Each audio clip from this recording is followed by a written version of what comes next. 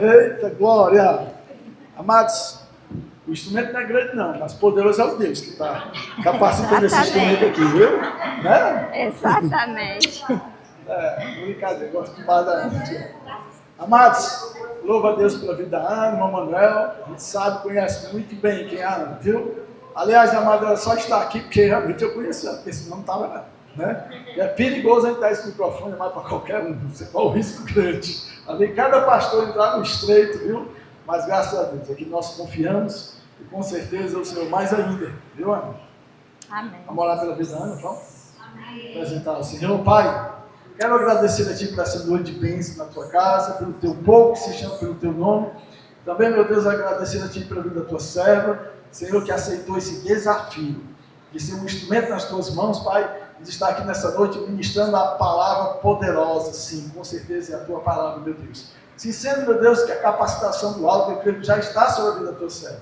Que ela seja o instrumento do Senhor, guiada pelo poder do Espírito Santo, para que verdadeiramente, meu Deus, esse canal de bênção possa verdadeiramente, meu Deus, provocar nesta igreja profunda transformação. Poder de Deus, meu Deus, sendo capacitado ao homem, meu Senhor, mas com certeza mexendo com toda a nossa estrutura, corpo e alma e espírito, que tudo seja feito conforme a Tua vontade, meu Deus. Nós oramos a Ti em nome de Jesus. Amém. Eita!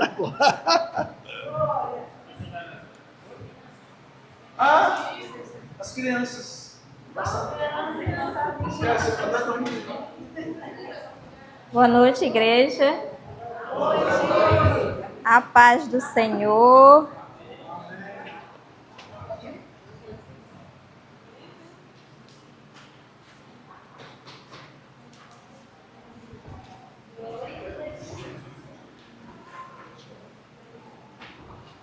Tá tudo bem, né, com a igreja?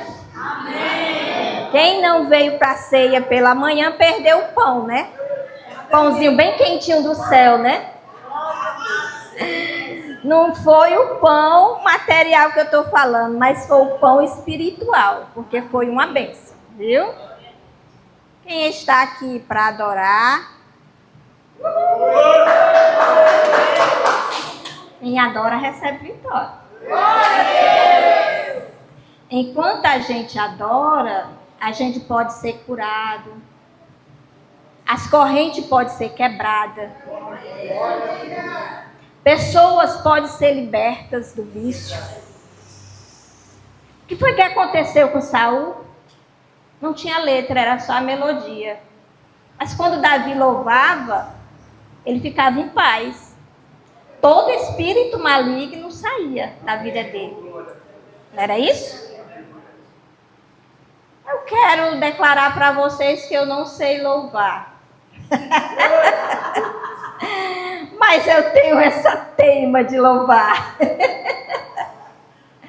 Mas não ligue para a voz, não. Ligue para a melodia. Porque enquanto vocês estão adorando, o Senhor está trabalhando. Enquanto vocês estão louvando, cadeias estão sendo quebradas. As correntes estão sendo quebradas. Os cadeados estão sendo abertos para que possam ser livres. Então louve ao Senhor, né, com alegria, com espírito, né, voltado para Deus.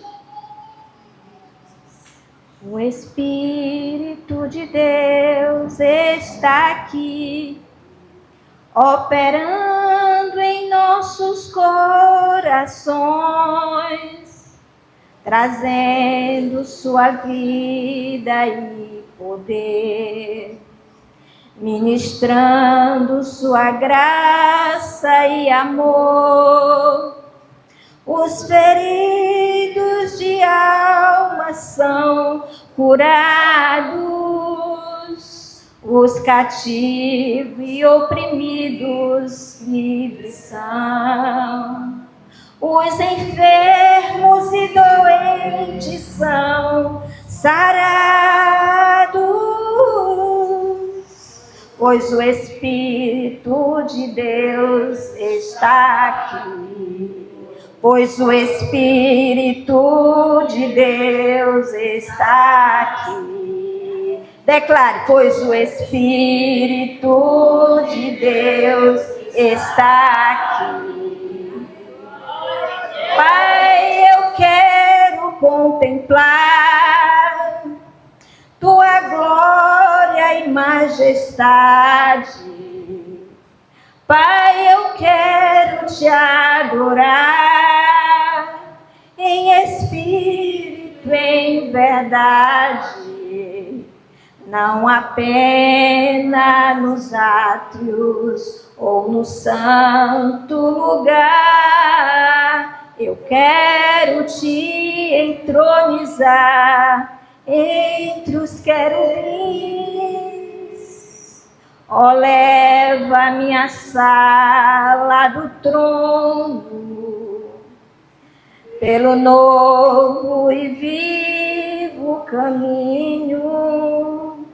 Pelo sangue de Jesus, o eterno sumo sacerdote. Ó, leva minha sala do trono pra te adorar, Senhor. Ó, leva minha sala do trono pra te adorar, Senhor. Quem é que quer andar por esse novo caminho, né? Pelo novo e vivo caminho do Senhor. Nós queremos andar por esse novo, né? Que o Senhor nos traga esse novo todos os dias, né? O louvor está dizendo aqui que os feridos de alma vão ser curados, né? E os cativos vão ser tudo libertos. Como é que isso acontece, hein, irmã? Pela fé. É pela fé, é como o irmão Mário falou, é com perseverança, orando, né? Jejuando, buscando a presença. Somente assim, lendo a palavra, somente assim nós adquirimos crédito com o Senhor. Porque é na intimidade que nós alcançamos a vitória. Não tem como a gente ter intimidade com o Senhor se a gente não está aqui nessa palavra. Não tem como a gente não ter intimidade com o Senhor se a gente só fala e não escuta. Quando nós oramos, nós falamos. Quando nós estamos na palavra, nós escutamos a sua voz. Não é assim? Vamos para a palavra, né? Que é o mais necessário, é um alimento tão bom, tão gostoso, né?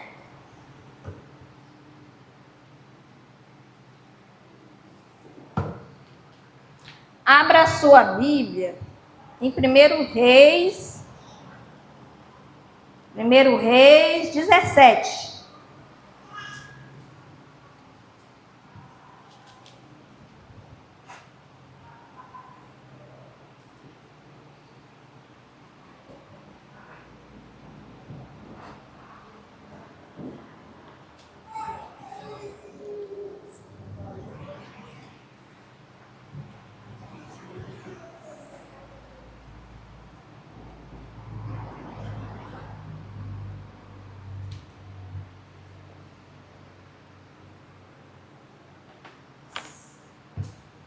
Amém, igreja? Amém. Vamos ler aqui 17, 1 e o 9. Então Elias, o tibita, dos moradores de Gileade, disse a Acabe: vive o Senhor, Deus de Israel, perante cuja face estou, que neste ano nem orvalho, nem chuva haverá, senão segundo a minha palavra. Vamos para o 9? Levanta-te, vai para Sarepta, que é de Sidom, e habita ali. Eis que eu ordenei ali uma mulher viúva que te sustenta. Amém? Oh, glória, né?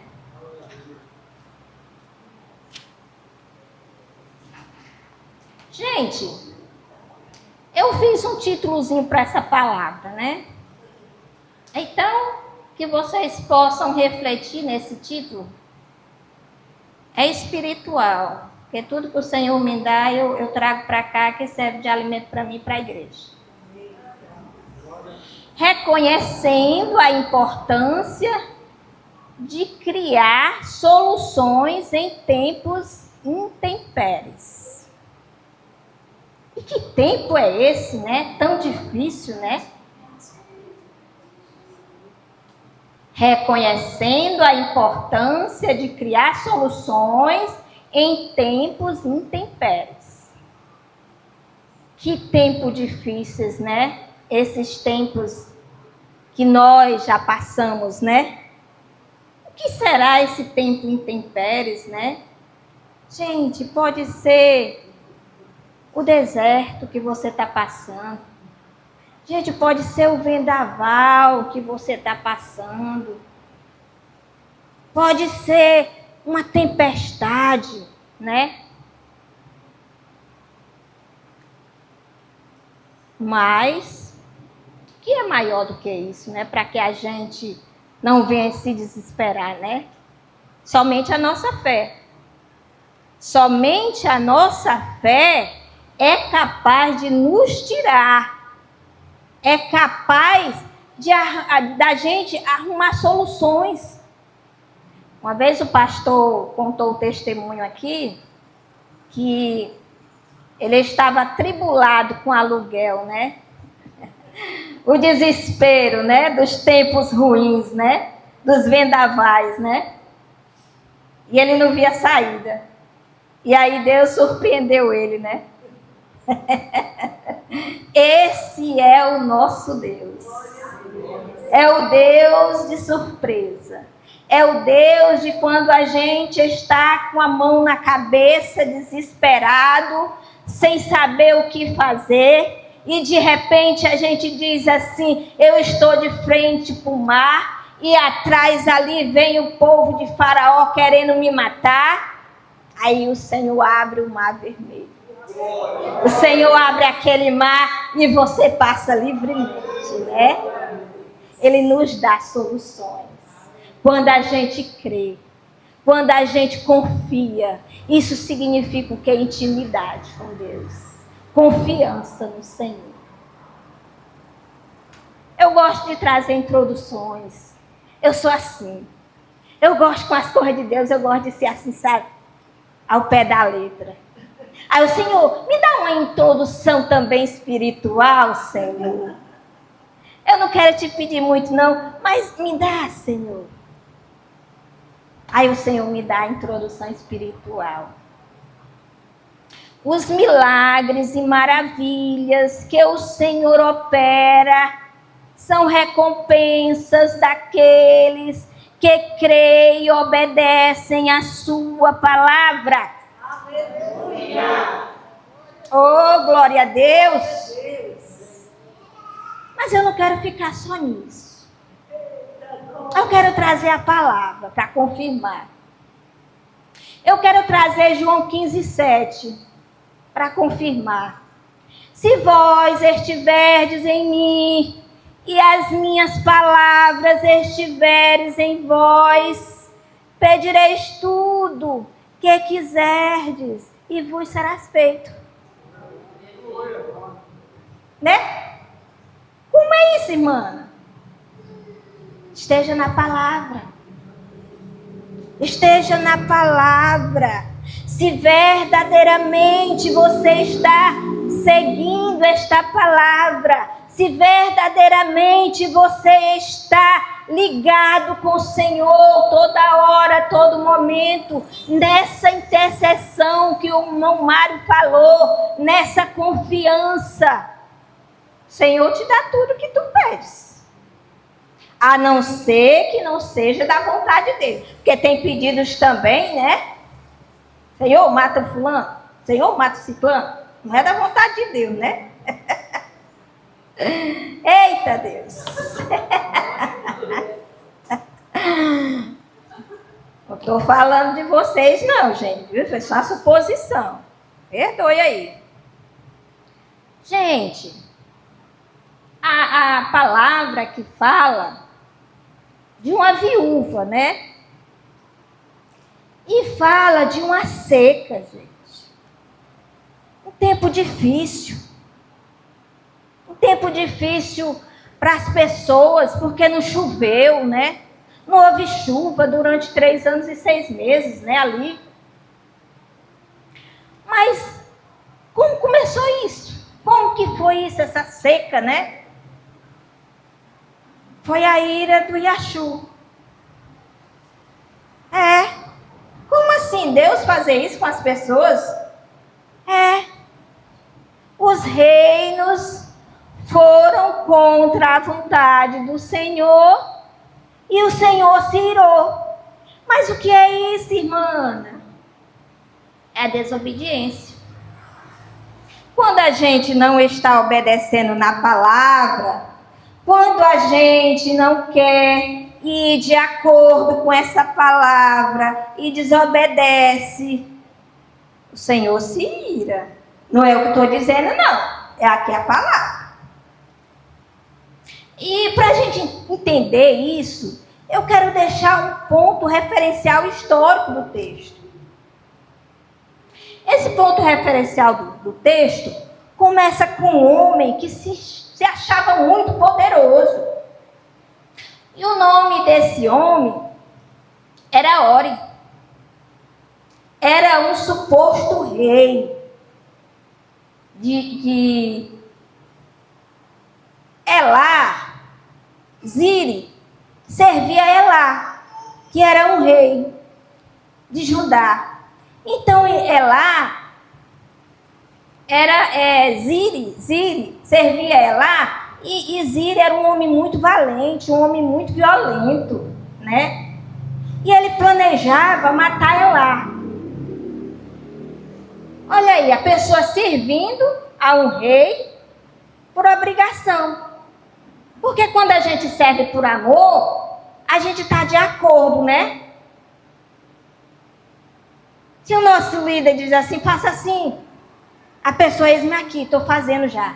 Já estou fazendo. Porque esse líder está coberto pela a presença de Deus. Esse líder está mandando aqui eu fazer isso por conta que ele está recebendo mandado do céu. Não é à toa, né? Então, esse homem servia Elá, mas os planos dele era de matar Elá. Então Ziri, muito valente para tomar o lugar de Elá, ele vai lá e mata Elá. Em um momento que ele estava vulnerável. Bêbado, né? Bebendo. E ali ele estava vulnerável. E ali Ziri matou Elá. Aí quis tomar conta, né? Dali da cidade do povo de Judá. Então, o povo de Israel, muito amedrontado com esse homem que era valente, já chegava matando e não deixava ninguém vivo.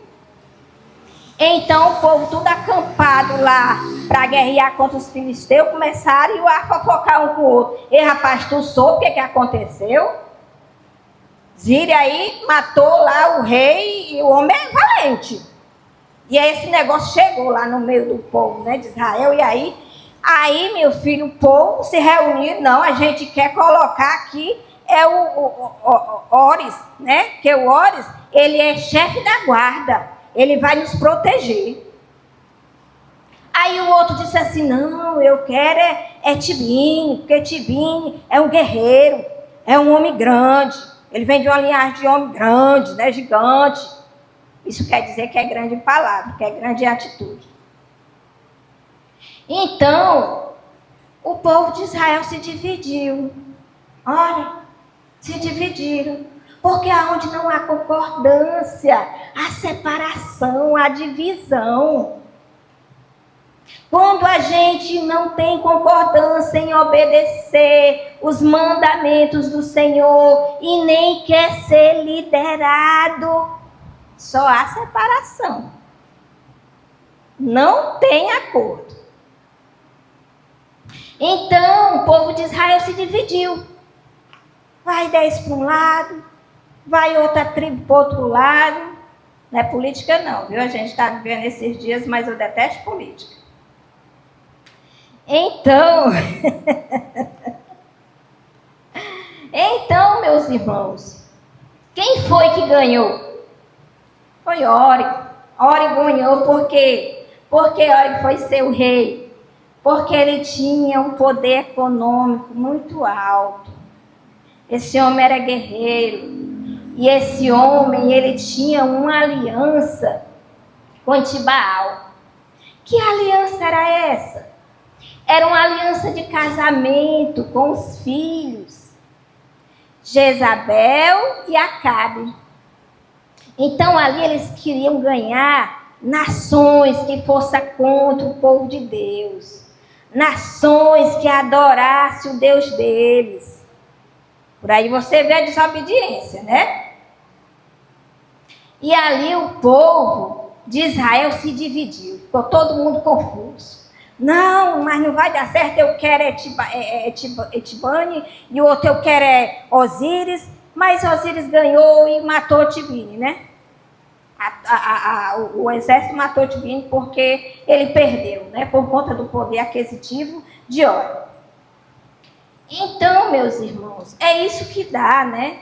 Quando a gente não obedece. E esse homem era um homem muito poderoso. E aí, ele foi o rei de Judá, né? Mas aí ele vinha fazendo tudo errado, né? Ele pega e faz um altar para adorar esse Deus, né? O Deus Baal, o Deus da idolatria, o Deus que pegava as pessoas humanas e matava, né? Para conseguir o quê? Para conseguir fartura em abundância, né? A fertilidade das terras, porque eles tinham que adorar o Deus da chuva, o Deus do trovão, né? O Deus que mandava água para suprir ali aquelas plantações e para não faltar nada. Então, ali ele era um rei como se fosse um Deus. Todos ali estavam ali sobre ele, sobre Órigo, né? Órigo era o Todo-Poderoso naquele momento, né? E tanto Israel como Judá andaram por caminhos contrários à vontade de Deus. E onde é que Elias entra nisso aí? Elias era um habitante de Gileade. Era um possível colonizador. Elias vivia de um lado para o outro, migrando de um lado para o outro. Fazendo o quê? Passando a mensagem do Senhor. Fazendo a vontade do Senhor, né? Elias não era um hebreu, porque se ele fosse um hebreu, o nome dele, né, estava ali escrito nos termos de sua tribo e família. Então, os historiadores falam que ele era um possível colonizador, né? E sobre Etibal? Etibal era um homem muito poderoso, um homem economicamente, né? Que era o pai de Jezabel. Etibal vivia em uma ilha, na cidade de Fenícia, né? Essa ilha chamada Porto das Nações, em Tiro. Essa ilha, em Porto das Nações, ela está escrito lá em Josué 19, 29. Bote aí para me ver. Josué 19, 29.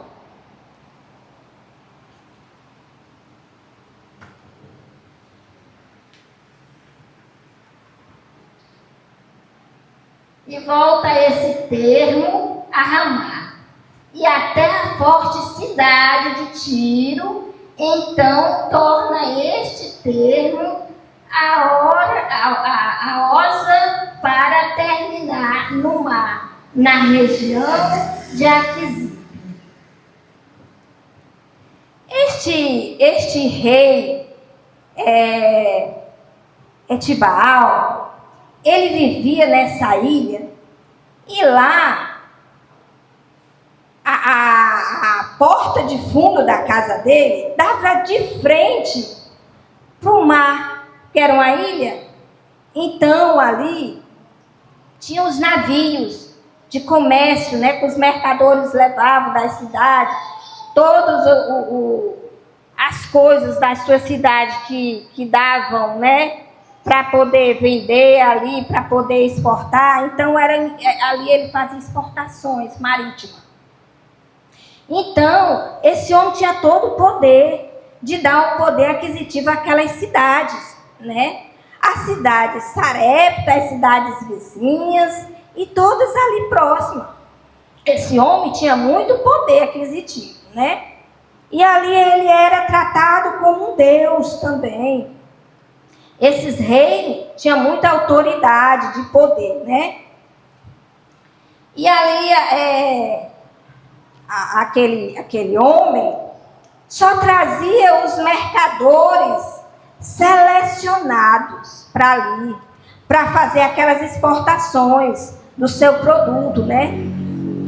Ali ele trazia os mercadores que adorassem Baal. Então aquele que adorasse Baal, os Bealins, né? Os adoradores desse Deus, então ali estava com ele. Então ele puxou muita gente do povo de Israel para poder estar ali, adorando esse Deus. A Bíblia diz que todos erraram, tanto Israel como Judá, todos andaram por caminhos contrários do Senhor. E aí por quê? Por conta do dinheiro, por conta de não confiar no Senhor, né? Muitas vezes a gente confia muito no dinheiro. A gente confia muito naquilo que a gente tem, que a gente pode. Mas o poder deste homem não era grande comparado ao poder do Senhor. Porque o Senhor, quando Ele quer abater um orgulhoso, o Senhor, quando Ele quer abater um exaltado, Ele abate.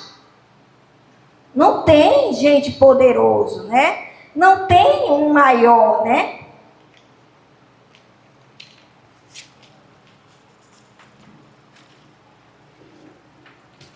E o que era essa cidade Sarepta? Era uma cidade que estava sob o controle de Etibaal, desse homem poderoso. Ele também governava lá. Era um povo gentil que adorava outros deuses, né? Mesmo assim, o Senhor operou milagres e maravilhas na vida desse povo. Era um povo gentil. Mas o Senhor operou na vida dessa viúva. Porque o Senhor não veio para o povo de Israel só, não. Ele veio também para o povo pecador. Nós todos somos pecadores, né? Nós estamos aqui na presença do Senhor, mas todo dia o pecado nos chama. Se não fosse a misericórdia do Senhor, nós estávamos lá no mundão, né? Então o Senhor também opera no meio do gentio. Vamos lá para 1 Timóteo 1, 15 e 16. 1 Timóteo 1, 15 e 16.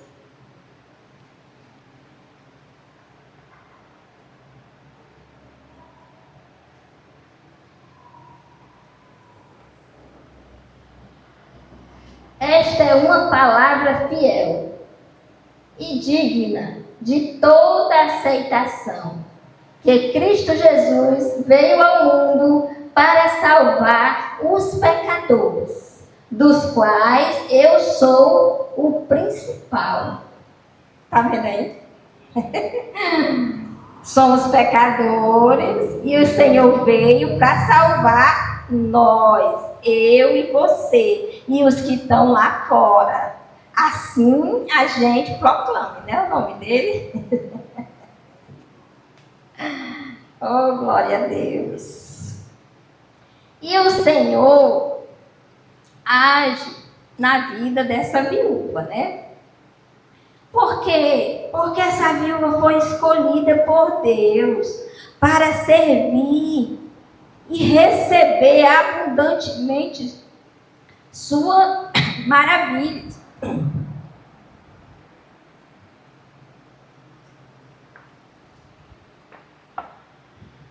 Lucas 4, 26 e 27.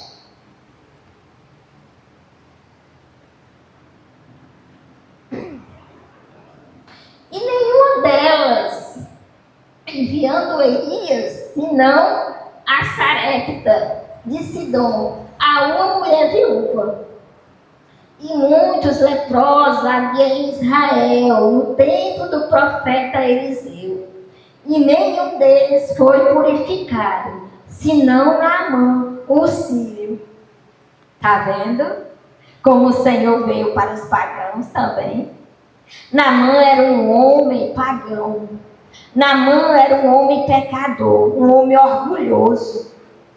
Jesus manda ele mergulhar no rio mais sujo que tinha. Por quê?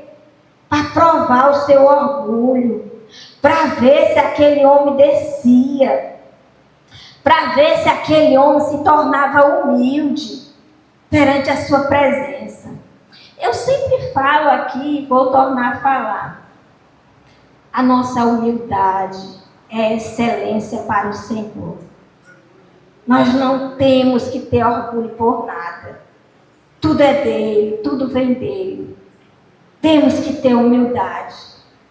Naamã foi resmungando para aquele rio. Naamã era um pecador. Naamã era um pagão. Adorava outros deuses. Ele foi reclamando. Por que não me mandou para o rio tal, que é mais limpo? Por que não me mandou para aquele outro rio ali, que é muito mais melhor? Agora eu tenho que mergulhar aqui nesse rio cheio de fezes, cheio de imundícia. Né? Às vezes a gente reclama, né? Às vezes a gente não quer servir, né? Liderar é fácil. Ser liderado é difícil. Quem é que quer ser liderado? É difícil a gente ser liderado. Gente, o líder quando manda, ele está sendo instruído por Deus. O líder quando ele diz, faça assim. Às vezes ele diz assim, oh, bicha chata. Bastava fazer desse jeito. Para que isso? Se o líder dá excelência na sua casa, por que ele não vai dar excelência na casa do Senhor? Né? Eu vejo de manhã, eu estive aqui na ceia, e eu acho muito importante a mesa preparada. E a gente vê a excelência, né, da mesa. Pode ser que muitos cheguem e digam assim, mas eu não gosto desse vaso com o vermelho. O vermelho representa coisa ruim.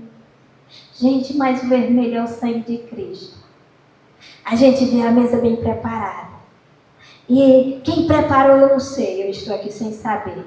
Mas pode ser que alguém já tenha murmurado sobre aquilo, eu quero desse jeito, faça assim. Mas quem sabe é quem foi instruído para montar aquela mesa. Não podemos ir contra o líder que está na frente do trabalho do Senhor. Temos que ser liderados. Amém? A viúva foi escolhida então para servir e receber abundantemente. Não é isso? Deixa eu ler aqui a palavra para poder a gente entender, né? Então, ele se levantou e foi para Sarepta E chegando à porta da cidade, eis que estava ali uma mulher viúva apanhando lenha. Ele a chamou e lhe disse: traze-me um pouco, numa vasilha, um pouco de água para eu beber, né? Quem é que quer servir uma pessoa que nunca viu, né? Quem é que quer servir uma pessoa que não serve o seu Deus, né? Essa mulher lembrou, disse assim: esse homem aí, eu estou conhecendo, ele é aquele vaso que o Senhor usa dele. Essa mulher temeu ao Senhor. Essa mulher poderia chegar lá no reino para poder ela ganhar mais comida e dizer assim: ei, aquele que tu odeia, que tu está procurando, ele está ali, vai lá matar ele. Essa mulher creu, ela confiou no Iaxu daquele homem. O Iaxu daquele homem servia, né? E indo ela a trazê-la, ela chamou e lhe disse. Ele chamou e disse: traze-me agora também um bocado de pão na tua mão. Porém ela disse: vive o Senhor teu Deus, que nem um bolo tem, senão somente um punhado de farinha numa panela e um pouco de azeite numa botija. Ver que apanhei 2 gravetos e vou prepará-lo para mim e para meu filho, né? E depois morremos. Quando essa mulher diz assim: vive o seu Deus, essa mulher está dizendo assim: eu te conheço, eu conheço o teu Deus. O teu Deus é aquele Deus dos hebreus, é Iaxu, né? Então ela reconheceu Elias. Essa mulher, em vez de acreditar naquele rei que ele oferecia vidas ao Deus falso dele, ela preferiu confiar e acreditar no Deus vivo de Elias. Porque aquele Deus não estava fazendo movimentação nenhuma. A cidade estava na seca. O que Elias foi lá e falou para Acabe estava acontecendo. Estava se cumprindo. Então essa mulher já tinha ouvido falar da fama desse Deus de Elias, né? E essa mulher obedeceu. Porém ela disse: vive o Senhor teu Deus, que nem um bolo tenho, senão somente um punhado de farinha. Essa mulher só tinha um pouquinho de farinha. Essa mulher só tinha um pouquinho de azeite. Era um bolinho tão pequeno que dava mal para ela e o filho dela comer e depois morrer. Mas o que é interessante isso é que o Senhor diz assim, o profeta Elias, vai lá em Acabe, diz para ele que não vai chover não. Aí tu sai logo de perto dele, vai lá para de frente do Jordão, lá tem um rio. Chega lá, aí tu começa a beber água lá do rio e eu vou usar de um corvo. Esse corvo vai te dar carne de manhã e à noite. Interessante, né? Isso. Um corvo. O que é que representa esse corvo, hein? O corvo representa escuridão. O corvo representa morte, azar, né? Tudo de ruim, né? Tem gente que não quer, né? Ser abençoada por alguém, né? Que representa outras religiões, né? Aqui está a prova. O Senhor usa de quem Ele quer. E o que é isso? É para Ele mostrar que Ele é o Deus provedor.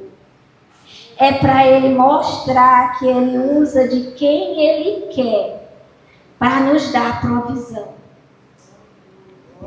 O Senhor não usou, não veio do suor das mãos desse povo. O Senhor usou esse povo como transporte. Foi um meio de transporte para trazer esse alimento para Elias. Por quê, irmã? Porque Elias precisava estar forte. Será que se esse alimento fosse do povo, será que Elias ia suportar caminhar a pé a chegar até a cidade de Sarepta? Esse homem estava alimentado espiritualmente. Esse homem andou 160 quilômetros. Se a gente multiplicar por 1000, dá 160 mil metros. Esse homem caminhou. Esse homem não sentiu fome, esse homem não sentiu sede. Esse homem chega lá na cidade de Sarepta e ele vê essa mulher somente com 2 gravetinhos para fazer um fogo, porque era tão pouco a farinha e o azeite que ali não tinha necessidade dela pegar mais lenha, né? Era muito pouco. E esse homem chega ali para quê? Para pedir o último que essa mulher tem. Interessante, né? A pessoa sai de um lugar que o Senhor está lhe sustentando, o rio lá seca. Jesus diz assim: ei Elias, sai daí, está na hora. O rio já secou, tu já está alimentado. Tu já tem o suficiente para alimentar outro. Sai daí, vai lá para Sarepta. E lá eu preparei uma mulher viúva para te alimentar. Olha como o nosso Deus é, né? Como ele confunde, né? Como que ele vai preparar Elias? Certamente Elias vai e diz assim: opa, aquela terra lá é terra forte, ali não falta alimento não. Porque a terra de lá tinha um rei forte, né? E aí Elias com certeza diz assim: opa, eu vou porque lá tem muita fartura, né?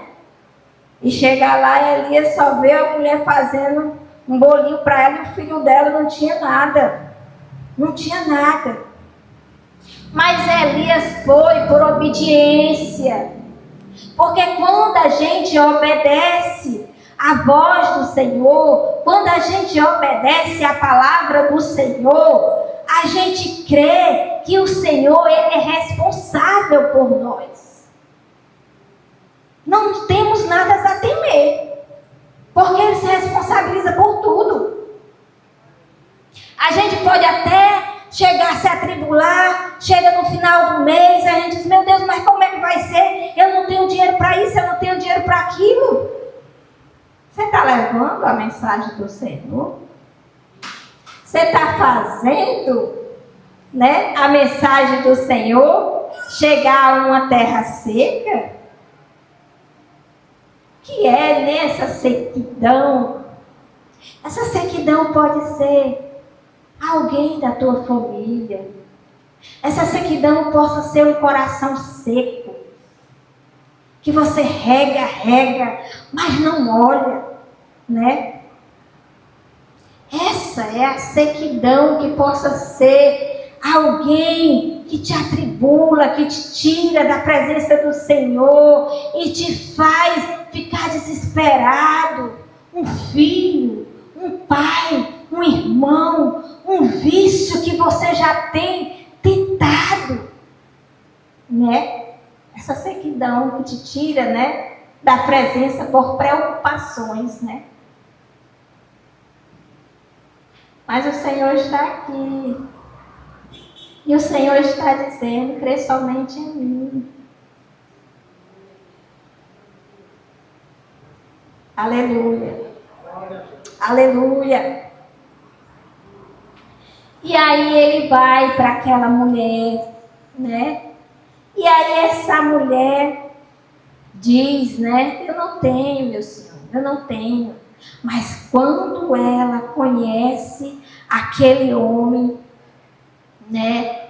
Ela já amolece o coração. Aí Elias diz assim: ei, mulher, não temas. Vai, faz conforme a palavra do Senhor. Porém, faze dele o primeiro para mim, um bolo pequeno, e traze para mim.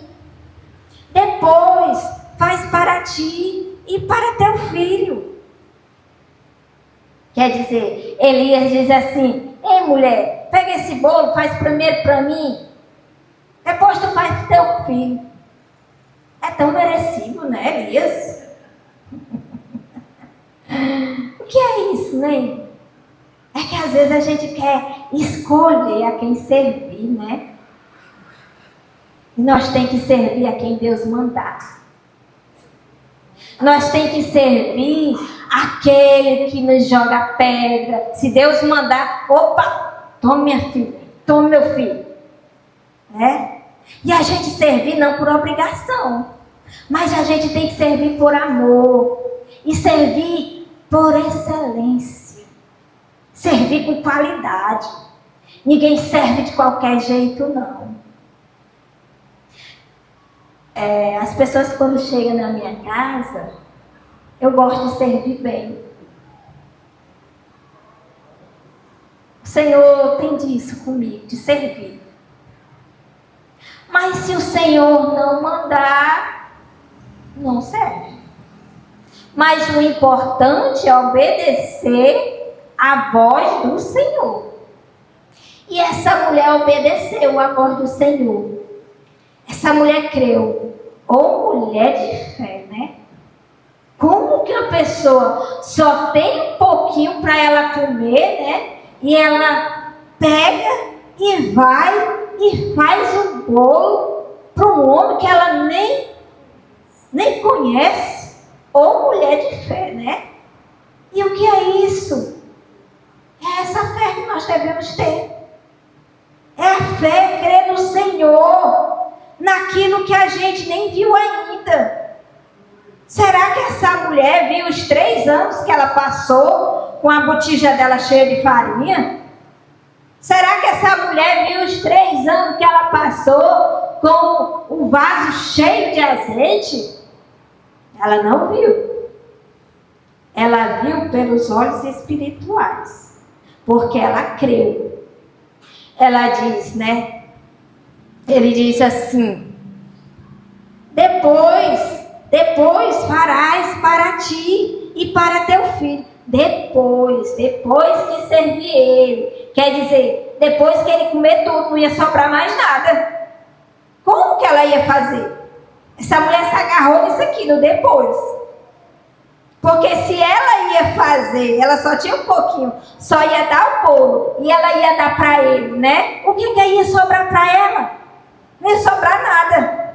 E aí essa mulher pegou o depois farás para ti e para o teu filho, porque assim diz o Senhor, Deus de Israel, a farinha da panela não se acabará, e o azeite da botija não faltará até os dias em que o Senhor dê chuva sobre a terra. Essa mulher se agarrou nisso aqui, né? Ela se agarrou porque quando esse homem profetizou, ela já disse assim: epa, agora sim, agora eu estou confiante. Quando ele fala que não vai se acabar tão cedo, epa, é aqui mesmo. Espera aí, meu filho, que eu vou já fazer, vou já lhe servir, né? E aí diz que o Senhor, até que o Senhor mande chuva sobre essa terra. E ela foi e fez conforme a palavra de Elias. Então comeu Elias, ele e a sua casa. Então, conforme a palavra de Elias, então comeu ela e a sua casa muitos dias. Quer dizer, ela, seu filho e quem chegava na sua casa, né? Com certeza, quando a casa é farta, nunca falta, né, gente? Quando a casa tem fartura, sempre tem gente ali presente querendo ser alimentada. Mas que fartura é essa que não acaba? Fartura espiritual também, gente, né? Eu estou falando de uma coisa real. Na minha casa, né, presencial, muitas vezes, às vezes vai gente atrás de um alimento espiritual. Mas muitas vezes eu estou todo o tempo no celular ligada, porque é gente querendo comer. É tanta gente precisando ser alimentado, é tanta gente querendo comer o pãozinho quentinho, né? A carnezinha, né, que o corvo traz, né? Mas olha que interessante, né? Elias é alimentado por uma figura obscura, que é um corvo, e de repente ele vai ser alimentado por uma terra também obscura, uma terra pagã, uma terra de pessoas que adoravam outros deuses, né? Mas nós estamos falando de servir. Quem está preparado para servir, né? Quem é que está preparado para ser liderado? A gente não quer ser liderado. A gente dá trabalho, né? A gente diz assim, faça assim, estude assim, fique assim. A pessoa faz tudo ao contrário. Eu quero fazer do meu jeito. O servo diz assim, eu estou liderando aqui para você fazer isso assim, assim, assim. Aí a pessoa fica, nojento, coisa nojenta, só quer fazer o que quer. Não é assim, né? Não é desse jeito, né? Ô nojento esse bicho, sabe de nada. Eu quero fazer desse jeito, né? Temos que aprender a ser liderado. Temos que aprender a receber, né, a liderança que vem do papai. Mas como era a vida de uma viúva? A vida de uma viúva naquela época era sofrida. Ela era desprovida de qualquer auxílio econômico e social.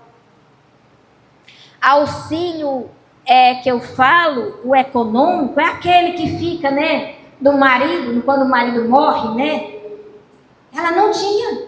Nessa época não tinha aposentadoria. A aposentadoria vinha dos filhos, né?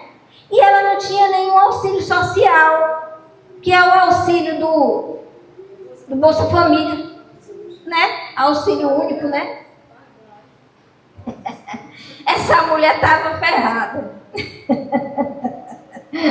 Ela não tinha nada, né? Na frente tinha o mar, atrás vinha Faraó. Não tinha saída para ela, né? A única saída dessa mulher era o filho. Se esse filho fosse adulto, esse filho trabalhava para poder manter no lugar do pai. Nos tempos antigos, o filho era a aposentadoria dos pais. Então, essa mulher preferiu confiar no Senhor. Elias foi sustentado pelo povo. Está no 1 Reis 17:4, né? Eu já falei sobre isso. É uma figura que representa, né, a escuridão, né, morte, pessoas que estão, né, sobrecarregadas, tudo de ruim, né, representa. E tem também que o povo era uma figura imprópria para a alimentação do povo de Israel, né? Está lá em Levítico 11:15. E em Deuteronômio 14:14. Os israelitas não podiam ser alimentados de pássaro, que representava essa escuridão, essas trevas, né? Essa tristeza, essa morte, né? Mas o Senhor usou, né, esse pássaro para Elias. Ele usou esse pássaro não vindo, o alimento não vindo dele, mas usou como transporte, né? Elias foi sustentado por esta mulher também, que era, né, adoradora, né, de outros deuses. Então, eu quero falar, né, do significado dessa palavra Sarepta. Sarepta era uma cidade de uma fornalha de fundição, porque havia na cidade atividades de fundição de metais. A cidade trabalhava com isso, né? E transportava todo esses metais, essas coisas que eram feitas, nesse marisco, nesses navios, né? E ali enriquecia a cidade, né? Mas o que é Sarepta, o significado espiritual dessa cidade, né? O que será?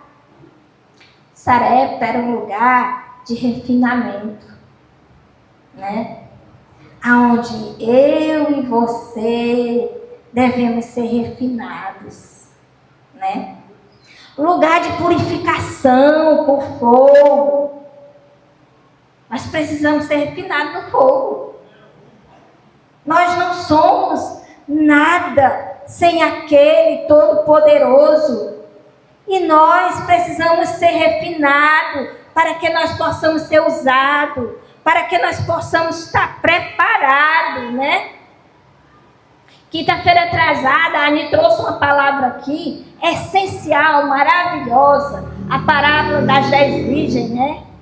A gente não quer ser mais preparado, a gente não quer estar mais, né, esperando a vinda do Senhor, né? Porque para isso é preciso a gente estar preparado, para isso é preciso a gente estar pronto, né? A gente não se ouve mais falar, né? Em preparação para esperar, né, o noivo, né? Então, essa palavra, Sarepta, é um lugar de fundição. É um lugar que ali é desmanchado, feito um líquido, e ali é colocado sobre uma forma. Ali é feito, a gente tem que estar ali no molde certo, bem modeladozinho, na presença do Senhor, né?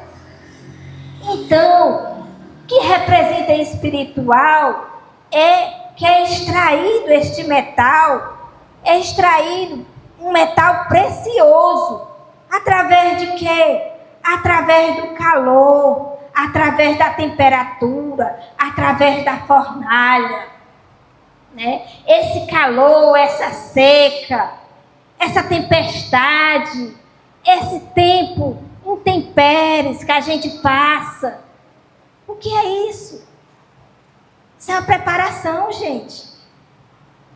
Isso é para deixar a gente no modelo exato que o Senhor quer. É o molde que nós devemos estar, né? Nós devemos estar sobre o calor, sobre a temperatura quente. Esse tempo intempéries é o tempo ruim que nós passamos, das guerras, das tribulações. É o calor. Nós estamos ali atribulados. Vixe, está muito quente. Ai, né? É assim? A gente se desespera, né? Isso é o Senhor nos moldando, viu? Isso é o Senhor nos colocando naquela temperatura do fogo 7 vezes mais quente do que esse daqui, né? O fogo espiritual, quando ele quer nos queimar, quando ele quer nos abater, quando ele quer, né, nos tornar humilde, ele nos queima. O vaso só pode estar preparado quando ele é queimado por dentro. Aquela temperatura é que vai fazer não passar aqueles resíduos ruins para dentro do óleo. Porque o óleo tem que ser conservado. E o vaso tem que ser queimado. Quando nós somos queimados por dentro e quando a gente se torna humilde a servir, a nos dizer assim, eis-me aqui, seja até os nossos inimigos, nós estamos queimados. Nós estamos vasos preparados para receber o azeite. Nós devemos estar assim, queimados, preparados, moldados nesse moldezinho, que é a palavra. Né? Então, gente, essa palavra que eu trouxe, ela traz esse recado de nós sermos humildes, esse recado de nós servirmos, esse recado de nós obedecermos, né? Obedecer a nossa liderança eternal, ao nosso Deus Todo-Poderoso, obedecer aqui às nossas lideranças, porque eles são instruídos por Deus. Eles não estão aqui à toa. Eles estão aqui porque o Senhor colocou. Ninguém trouxe. O homem não elege ninguém. Quem elege aqui para dentro da casa do Senhor é Ele. Foi Ele que colocou. É Ele que capacita.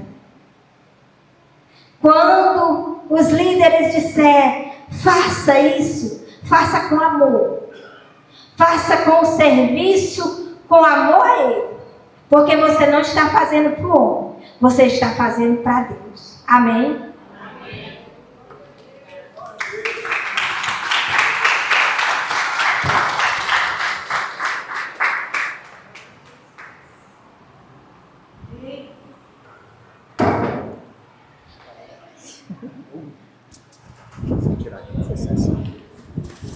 Obrigado. Meu Deus, desse jeito que Deus faz, e eu gosto. Louvado seja Deus por opinar, o poder do Espírito Santo que guiar aqueles que realmente se colocam diante do Senhor e dizem, eis-me aqui.